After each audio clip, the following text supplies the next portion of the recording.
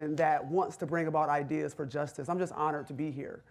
And the conversation I want to have with you all today is about what it means to teach Black and brown children and the beauty of teaching Black and brown children. And I want to argue today that something that we have fundamentally said about education is not correct. And that's the idea that you have to love Black and brown children to teach them. I want to dispel that myth today. I don't think you have to love Black and brown children to teach them. I think you should first respect them. That's how you show that you love something, is when you respect something. And so the idea is that, well, I love Black and brown children, but you know nothing about us. And so if you walk into the classroom as an educator and you don't know the beauty that you have in front of you, you don't know the resiliency that you have in front of you, the grit, all of these things they like to say. If you don't know that you have that in the classroom, you don't have to teach that, you actually got it, then you can't teach our babies. And so today I want to have a conversation about what it means for this idea of abolitionist teaching. And I want to start with the words of Nikki Giovanni. And she says it best. Style has a profound meaning to Black Americans. If we can't drive, we'll invent walks, and the world will envy the dexterity of our feet. If we can't have ham, we'll boil chitlins. If we are given scraps, we'll make rotten peaches. If we are giving scraps, if we're giving rotten peaches, we'll make cobblers. If we're given scraps, we'll make quilts. Take away our drums and we will clap our hands. We prove the human spirit will prevail. We will take what we have to make what we need. We need confidence. We need confidence in our knowledge of who we are. And I would argue that that's education right there. That is what it has to be about.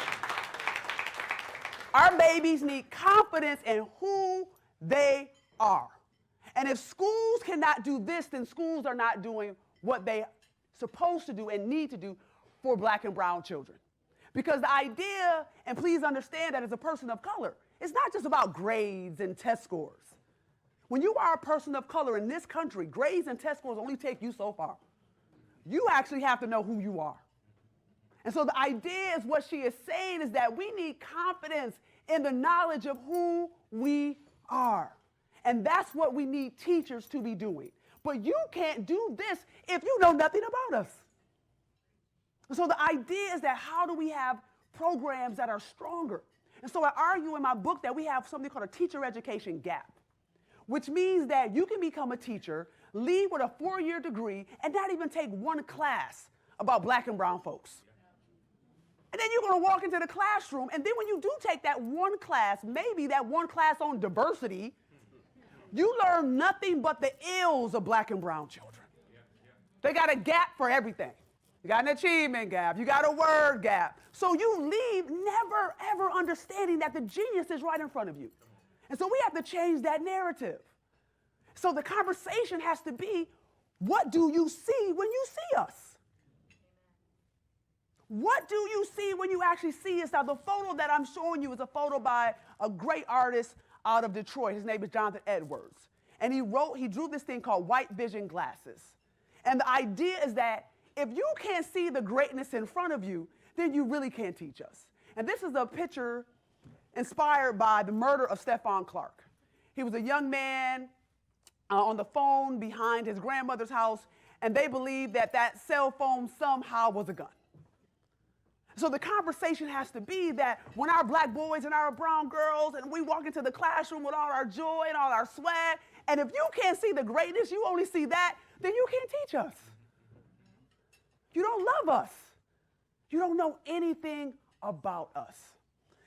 So I argue that what we're doing in schools every day that deny Black folks' existence, when the system is inherently set up to be anti-Black, then you are murdering our baby spirits. And the spirit murdering comes out of the work of Patricia Williams, who's a critical race theorist. And she says that racism is more than just numbers. And when we talk about racism in this country, we talk about it in numbers. Well, we have this many teachers who are white, and we have this many students who are Black, and we have the mass incarceration, and we talk about it in numbers, but we don't talk about the real everyday lives of children and how being in a system that is fundamentally racist murders your spirit And spirit murdering is a slow death. It's a methodical death, but it is a death of the soul. And we need to start having that conversation in our schools. How are we uplifting the souls of our babies? How are we talking deeply about making sure they are and will become who they want to be in this world? But in a system that slowly takes you out, when you don't see yourself, when you don't see your culture, when you only learn about oppression but never how your people resist it, when schools are set up as prisons, you are murdering our babies' spirits. And I talk about this in the book. So I say that we have what we call an educational survival complex, which really just mirrors the prison industrial complex. So the idea is that everybody's making money off the idea that black and brown children are deficient.